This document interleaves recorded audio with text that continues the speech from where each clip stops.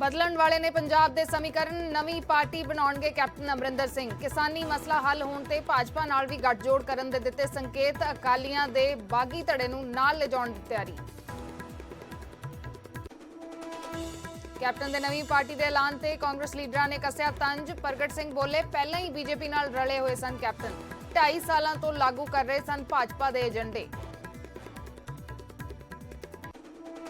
पंजाब दे नवे सीएम चरणजीत सिंह चन्नी दी सरकार नूं 1 महीना होया पूरा। लाल लकीर दा मालकाना हक ते बिजली पानी दे बकाया बिल माफ करन वर्गे लए कई अहम फैसले। 20 सितंबर नूं चन्नी ने मुख मंत्री वजों लिया सी हल्फ। पंजाब च चोणां लड़न नूं लैके किसान लीडरां च खटपट। गुरनाम चडूनी ने कहा 117 सीटां ते लड़ांगे चोणां, शादीपुर भी देणगे साथ। पर शादीपुर बोले, मेरे लिए किसान अंदोलन पहलां, नहीं लड़ांगा चोणां। सुखबीर बादल ने पीएम नूं चिट्ठी लिख के बीएसएफ दे वधे अधिकार दा फैसला वापस लैण दी कीती अपील। कहा, पिछले रस्तियों राष्ट्रपति राज लागू करन दी कीती जा रही कोशिश। संयुक्त मोर्चे ने ਸਿੰਘੂ कतलकांड नूं दस्सिया सरकारी साजिश। कहा, लखीमपुर दी घटना तो ध्यान हटाउण दी कोशिश। अंदोलन नूं तोड़न लई एजेंसियां भी ला रहीआं जोर। तोमर ते निहंग नाल तस्वीर ते गुरमीत पिंकी ने दित्ती सफाई। कहा, मौजूदा मामले नाल नहीं कोई संबंध, बेवजह जोड़िया जा रहा मेरा नाम। जींद च किसानां ने बीजेपी सांसद अरविंद शर्मा दा कीता जबरदस्त विरोध। काफले दीआं गड्डियां अगे लेट गए प्रदर्शनकारी। पुलिस ने खिच धू के कीते पासे। उत्तराखंड च आफत बन के आया मींह। हड़ां च हुण तक 30 तो वध दी मौत। एनडीआरएफ ने 300 तो ज्यादा लोकां नूं कीता रेस्क्यू। पेट्रोल डीजल दीआं कीमतां नूं लगी अग। अज फिर वधे रेट, 35 पैसे दा होर होया इजाफा।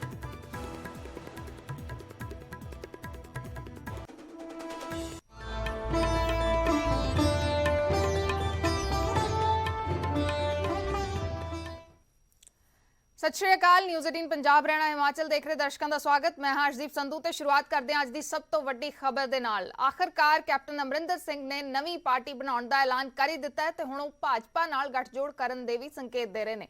इस दे नाल ही कैप्टन अकाली दल दे बागियां नूं भी नाल ले जाउण दी तैयारी खिच के बैठे ने। कैप्टन दी की रणनीति है नवी, रिपोर्ट देखो। 2022 ਦੇ ਲਈ ਕੈਪਟਨ ਦਾ ਸਭ ਤੋਂ ਵੱਡਾ ਐਲਾਨ। ਨਵੀਂ ਪਾਰਟੀ ਦੀ ਦੱਸੀ ਰਣਨੀਤੀ। ਬੀਜੇਪੀ ਨਾਲ ਸਮਝੌਤੇ ਲਈ ਕੀਤਾ ਵੱਡਾ ਇਸ਼ਾਰਾ। ਖੇਤੀ ਕਾਨੂੰਨਾਂ ਦੇ ਹੱਲ ਦਾ ਦੱਸਿਆ ਮਾਸਟਰ ਪਲਾਨ।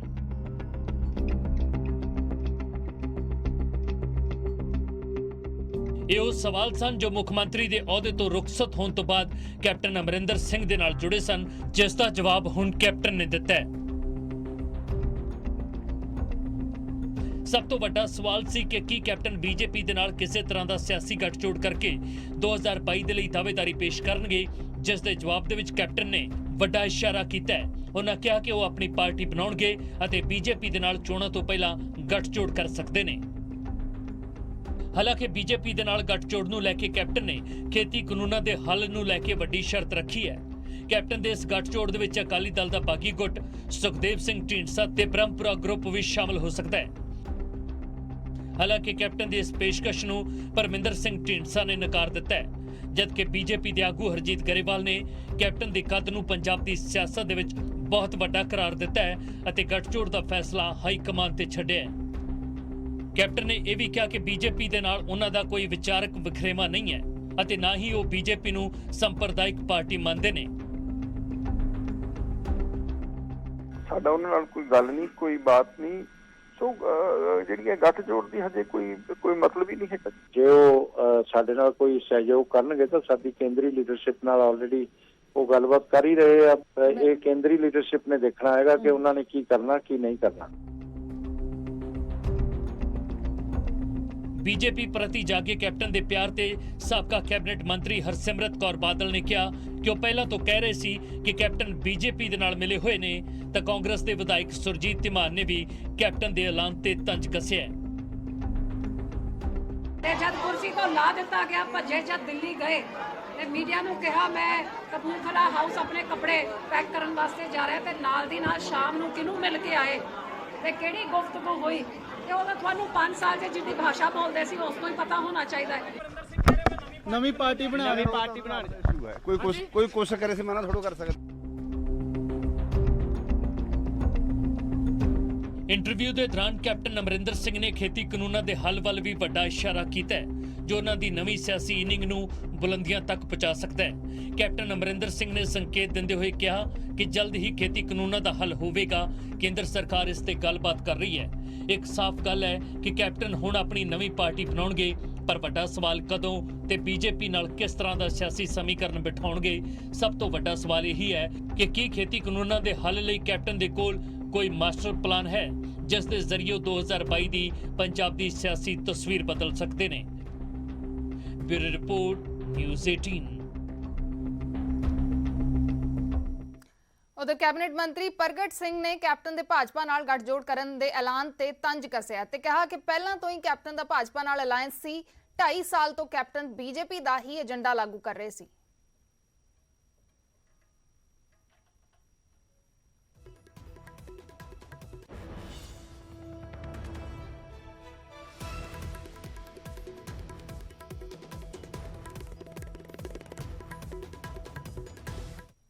ਉਹਨਾਂ ਦਾ ਪੋਸਟ ਨਹੀਂ ਹੈਗਾ, ਉਹ ਪ੍ਰੀ ਆ। ਮੈਂ ਤਾਂ 2.5 ਸਾਲ ਦਾ ਕਹਿਣ ਡਿਆ, ਮੈਂ ਤਾਂ ਇਹ ਗੱਲ ਪਹਿਲਾਂ ਹੀ ਕਹਿਣ ਡਿਆ। ਇਹ ਇਕੱਲੇ ਨਹੀਂ ਹੈਗੇ, ਇਹ ਬਾਦਲ ਪਰਿਵਾਰ ਵੀ ਨਾਲ ਹੀ ਹੈਗਾ। ਇਹ ਦੇਖੋ ਪੰਜਾਬ ਨੂੰ ਜੋ ਇਹ ਕਰ ਰਹੇ ਹੈਗੇ, ਜਿਹੜੀ ਦੇਣ ਆ ਉਹ ਇਹਨਾਂ ਸਾਰਿਆਂ ਦੀ ਇਕੱਠੀ ਹੋ ਕੇ ਹੀ ਆ। ਸੋ ਇਸ ਕਰਕੇ ਮੈਂ ਬੜਾ ਇਹਦੇ ਲਈ ਕਲੀਅਰ ਹੈਗਾ ਵੀ ਇਹ ਮੈਂ ਜਿੱਥੇ ਕਿ 2.5 ਸਾਲ ਪਹਿਲਾਂ ਕਿਹਾ ਸੀਗਾ, ਉਦੋਂ ਬਹੁਤੇ ਬੰਦੇ ਇਸ ਗੱਲ ਨੂੰ ਮੰਨਦੇ ਨਹੀਂ ਸੀਗੇ। ਹੌਲੀ ਹੌਲੀ ਹੁਣ ਤੁਸੀਂ ਸਾਰੇ ਦੇਖਣ ਲੱਗ ਪਏ ਆ। ਹੁਣ ਤੁਸੀਂ ਉਧਰ ਅਕਾਲੀ ਦਲ ਚੋਣਾਂ ਦੀ ਤਿਆਰੀ ਖਿੱਚ ਰਿਹਾ। ਅਕਾਲੀ ਦਲ ਨੇ 4 ਹੋਰ ਉਮੀਦਵਾਰਾਂ ਦਾ ਐਲਾਨ ਕਰ ਦਿੱਤਾ ਹੈ ਤੇ ਇਸ ਵਿੱਚ ਸਾਬਕਾ ਐਸਜੀਪੀਸੀ ਦੇ ਪ੍ਰਧਾਨ ਗੋਬਿੰਦ ਸਿੰਘ ਲੌਂਗੋਵਾਲ ਦਾ ਨਾਮ ਵੀ ਸ਼ਾਮਲ ਹੈ, ਪਰ ਪਾਰਟੀ ਨੇ ਇਸ ਵਾਰ ਉਹਨਾਂ ਦੀ ਸੀਟ ਬਦਲ ਦਿੱਤੀ ਹੈ। ਅਕਾਲੀ ਦਲ ਵੱਲੋਂ ਹੁਣ ਤੱਕ 74 ਉਮੀਦਵਾਰਾਂ ਦਾ ਐਲਾਨ ਕੀਤਾ ਜਾ ਚੁੱਕਿਆ ਹੈ।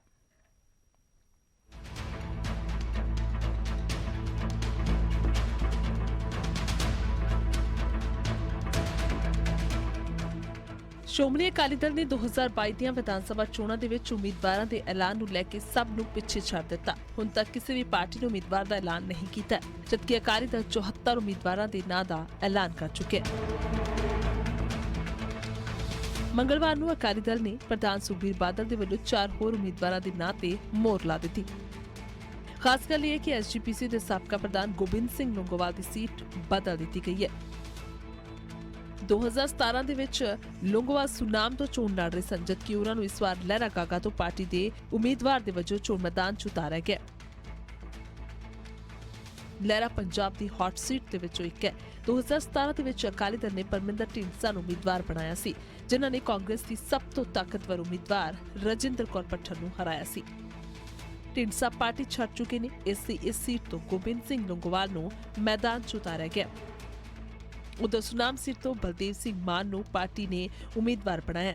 ਇਸ ਤੋਂ ਇਲਾਵਾ ਪਟਿਆਲਾ ਸ਼ਹਿਰੀ ਸੀਟ ਤੋਂ ਹਰਪਾਲ ਜੁਨੇਜਾ ਇਸ ਵਾਰ ਅਕਾਲੀ ਦਲ ਦੇ ਵੱਲੋਂ ਚੋਣ ਮੈਦਾਨ 'ਚ ਨੇ, ਜਦਕਿ ਹਰਦੀਪ ਸਿੰਘ ਮੇਘ ਨੂੰ ਪਾਰਟੀ ਨੇ ਬੱਲੂਆਣਾ ਤੋਂ ਟਿਕਟ ਦਿੱਤੀ ਹੈ। ਅਕਾਲੀ ਦਲ ਇਸ ਵਾਰ ਬੀਐਸਪੀ ਦੇ ਨਾਲ ਮਿਲ ਕੇ ਚੋਣ ਮੈਦਾਨ ਦੇ ਵਿੱਚ ਉਤਰ ਰਹੀ ਹੈ। 117 ਵਿਧਾਨ ਸਭਾ ਸੀਟਾਂ ਦੇ ਵਿੱਚੋਂ ਅਕਾਲੀ ਦਲ 97, ਜਦਕਿ ਬੀਐਸਪੀ 20 ਸੀਟਾਂ ਤੇ ਚੋਣ ਲੜ ਰਹੀ ਹੈ। ਡੈਸਕ ਤੋਂ ਬਿਊਰੋ ਰਿਪੋਰਟ, ਨਿਊਜ਼ 18 ਪੰਜਾਬ।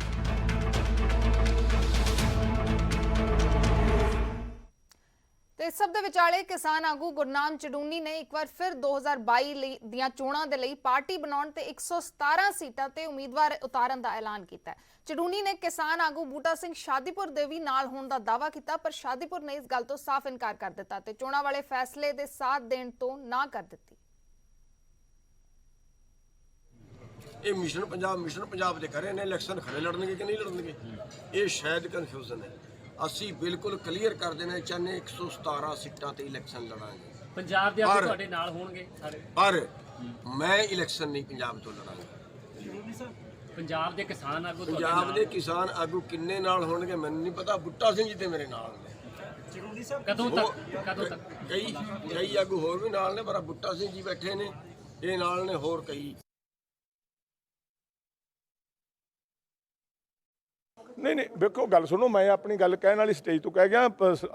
ਇਸ ਤਰ੍ਹਾਂ ਬੋਲਦਿਆਂ ਕਿਸੇ ਨੂੰ ਟੋਕਿਆ ਨਹੀਂ ਜਾਂਦਾ, ਵਿੱਚੋਂ ਕੋਈ ਕੁਝ ਵੀ ਕਹਿ ਸਕਦਾ। ਮੈਂ ਨਹੀਂ ਟੋਕਣ ਦਾ, ਨਾ ਮੇਰਾ ਸੁਭਾਅ ਆ। ਮੈਂ ਤੁਹਾਨੂੰ ਆਪਣੀ ਗੱਲ ਸਟੇਜ ਤੋਂ ਕਹਿਆ ਵੀ ਜੋ ਪ੍ਰੋਗਰਾਮ ਬਣੂਗਾ ਪਹਿਲਾਂ ਕਾਨੂੰਨ ਰੱਦ ਹੋਣ, ਉਸ ਤੋਂ ਬਾਅਦ ਸਾਡਾ ਜੋ ਅਗਲਾ ਪ੍ਰੋਗਰਾਮ ਹੈ, ਜੋ ਲੋਕ ਕਹਿਣਗੇ ਲੜੋ, ਫਿਰ ਸੋਚ ਲਾਂਗੇ। ਜੇ ਲੋਕ ਕਹਿਣਗੇ ਨਾ ਵੀ, ਸਾਡਾ ਪਹਿਲਾ ਨਿਸ਼ਾਨਾ ਜਿਹੜਾ ਮੇਨ ਹੈ, ਉਹ ਸਾਡਾ ਨਿਸ਼ਾਨਾ ਕੇਵਲ ਤੇ ਕੇਵਲ ਕਾਨੂੰਨ ਰੱਦ ਕਰਾਉਣ ਤੇ MSP ਤੇ ਗਰੰਟੀ ਕਾਨੂੰਨ ਲੈਣ ਦਾ। ਉਧਰ ਖੇਤੀਬਾੜੀ ਮੰਤਰੀ ਨਰਿੰਦਰ ਸਿੰਘ ਤੋਮਰ ਤੇ ਨਿਹੰਗ ਅਮਨ ਸਿੰਘ ਦੀ ਫੋਟੋ ਵਾਇਰਲ ਹੋਣ ਤੋਂ ਬਾਅਦ ਕਿਸਾਨ ਜਥੇਬੰਦੀਆਂ ਨੇ ਸਿੰਘੂ ਸਰਹੱਦ ਤੇ ਹੋਏ ਕਤਲ ਨੂੰ ਸਾਜ਼ਿਸ਼ ਕਰਾਰ ਦਿੱਤਾ ਹੈ ਤੇ ਜਾਂਚ ਦੀ ਮੰਗ ਕੀਤੀ ਹੈ। ਉਧਰ ਕੈਪਟਨ ਅਮਰਿੰਦਰ ਸਿੰਘ ਦਾ ਵੀ ਵੱਡਾ ਬਿਆਨ ਸਾਹਮਣੇ ਆਇਆ ਹੈ। ਉਹਨਾਂ ਨੇ ਸਿੰਘੂ ਸਰਹੱਦ ਤੇ ਬੇਅਦਬੀ ਦੀ ਘਟਨਾ ਤੋਂ ਸਾਫ਼ ਇਨਕਾਰ ਕਰਦੇ ਹੋਏ ਨਿਹੰਗ ਸਿੰਘਾਂ ਦੀ ਕਾਰਵਾਈ ਤੇ ਵੱਡੇ ਸਵਾਲ ਚੁੱਕੇ ਨੇ।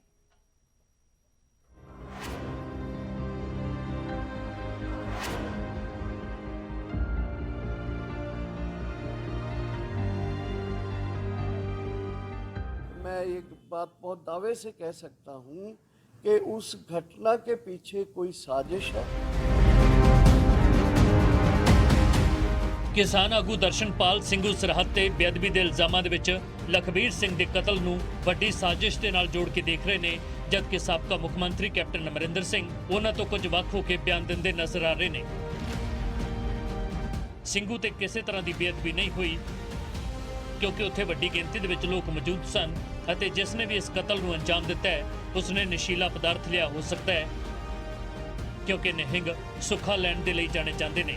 ਸਾਫ਼ ਹੈ ਕਿ ਕੈਪਟਨ ਨੂੰ ਇਸ ਪਿੱਛੇ ਕੋਈ ਸਾਜ਼ਿਸ਼ ਨਜ਼ਰ ਨਹੀਂ ਆਉਂਦੀ, ਜਦਕਿ ਕਿਸਾਨ ਆਗੂ ਲਖਬੀਰ ਸਿੰਘ ਦੀ ਭੈਣ ਦੇ ਦਿੱਤੇ ਬਿਆਨ, ਨਿਹੰਗ ਅਮਨ ਸਿੰਘ ਅਤੇ ਕੇਂਦਰੀ ਮੰਤਰੀ ਤੋਮਰ ਦੀ ਫੋਟੋ ਨੂੰ ਜੋੜ ਕੇ ਵੱਡੀ ਸਾਜ਼ਿਸ਼ ਦੇ ਵੱਲ ਇਸ਼ਾਰਾ ਕਰ ਰਹੇ ਨੇ।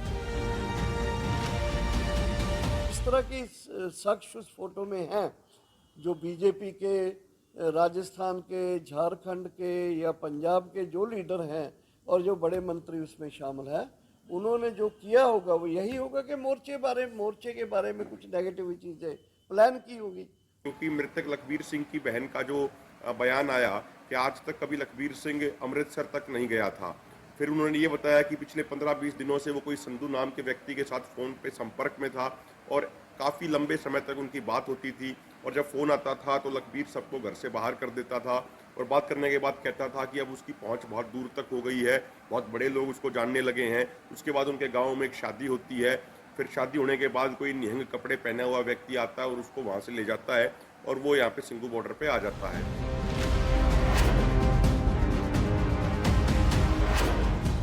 ਸਿੰਘੂ ਸਰਹੱਦ ਤੇ ਹੋਈ ਬੇਅਦਬੀ ਅਤੇ ਕਤਲ ਦੀ ਵਾਰਦਾਤ ਕੋਈ ਸਾਜ਼ਿਸ਼ ਸੀ ਜਾਂ ਫਿਰ ਕੁਝ ਹੋਰ ਸੀ, ਇਹ ਉਹ ਸਵਾਲ ਨੇ ਜਿਸ ਨੂੰ ਹਰ ਕੋਈ ਆਪਣੇ ਚਸ਼ਮੇ ਦੇ ਨਾਲ ਦੇਖ ਰਿਹਾ ਹੈ, ਪਰ ਇਸ ਦੀ ਸੱਚਾਈ ਕੀ ਹੈ ਇਹ ਜਾਂਚ ਤੋਂ ਬਾਅਦ ਸਾਹਮਣੇ ਆਵੇਗੀ। ਸਿੰਘੂ ਬਾਰਡਰ ਤੋਂ ਨਿਤਿਨ ਅੰਤਿਲ, ਨਿਊਜ਼ 18। ਤੇ ਸਿੰਘੂ ਕਤਲ ਮਾਮਲੇ 'ਚ ਸੰਯੁਕਤ ਕਿਸਾਨ ਮੋਰਚੇ ਨੇ ਵੱਡਾ ਇਲਜ਼ਾਮ ਲਾਇਆ ਹੈ। ਡਾਕਟਰ ਦਰਸ਼ਨਪਾਲ ਦਾ ਕਹਿਣਾ ਹੈ ਕਿ ਲਖਬੀਰ ਦਾ ਕਤਲ ਸਰਕਾਰ ਦੀ ਸਾਜ਼ਿਸ਼ ਹੈ। ਲਖਬੀਰ ਸਿੰਘ ਨੂੰ ਬਲੀ ਦਾ ਬੱਕਰਾ ਬਣਾਇਆ ਗਿਆ ਹੈ। ਦਰਸ਼ਨਪਾਲ ਦਾ ਕਹਿਣਾ ਹੈ ਲਖੀਮਪੁਰ ਦੀ ਘਟਨਾ ਤੋਂ ਧਿਆਨ ਹਟਾਉਣ ਦੀ ਕੋਸ਼ਿਸ਼ ਕੀਤੀ ਗਈ ਹੈ। ਇਸ ਦੇ ਜ਼ਰੀਏ ਕਿਸਾਨ ਆਗੂਆਂ ਦਾ ਇਲਜ਼ਾਮ ਹੈ ਕਿ ਇਸ ਕਤਲ ਦੇ ਪਿੱਛੇ ਵੱਡੀ ਸਾਜ਼ਿਸ਼ ਹੈ। ਏਜੰਸੀਆਂ ਜ਼ਰੀਏ ਮੋਰਚਾ ਤੋੜਨ ਦੀ ਕੋਸ਼ਿਸ਼ ਕੀਤੀ ਜਾ ਰਹੀ ਹੈ। ਇਹ ਵੀ ਜਾਣਕਾਰੀ ਦਿੱਤੀ ਕਿ 21 ਅਕਤੂਬਰ ਯਾਨੀ ਕਿ ਕੱਲ ਨੂੰ ਸੰਯੁਕਤ ਕਿਸਾਨ ਮੋਰਚੇ ਦੀ ਵੱਡੀ ਬੈਠਕ ਇਸ ਮਸਲੇ ਨੂੰ ਲੈ ਕੇ ਹੋਣ ਜਾ ਰਹੀ ਹੈ। लखीमपुर खीरी में जो बड़ी घटना हुई थी उसके पीछे हमारे देश के एक बड़े स्टेट गृह मंत्री थे। जो कल रेल जाम हुआ है उसी को लेकर है कि उस मंत्री को बर्खास्त किया जाए। हमारे यहाँ भी एक घटना घट गई है जिस घटना में एक सिख युवक जो है वो मारा गया है, उसका कत्ल हो गया है। और ये घटना से थोड़ा लखीमपुर खीरी का जो वाक़या था वो थोड़ा बैकफुट पर चला गया है। उसका जो एक्यूटनेस था, उसकी जो शार्पनेस थी वो थोड़ी। फिलहाल रुकते हैं एक छोटे से ब्रेक दे लई। खबरों का सिलसिला इसे तरीके जारी रहेगा।